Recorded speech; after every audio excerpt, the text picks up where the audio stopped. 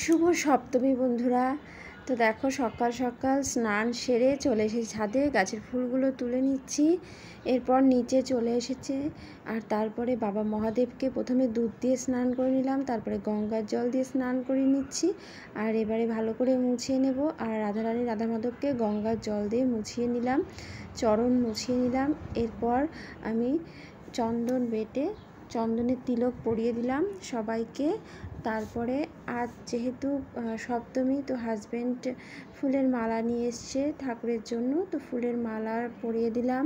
বেলপাতা, নীলকণ্ঠ ফুল নিবেদন করলাম বাবা মহাদেবকে, রাধারানীকে, রাধা মাধব, মা লক্ষ্মী নারায়ণকে ফুল নিবেদন করে সিংহাসনটা সাজিয়ে নিয়েছি, ভোগ নিবেদন করে দিলাম।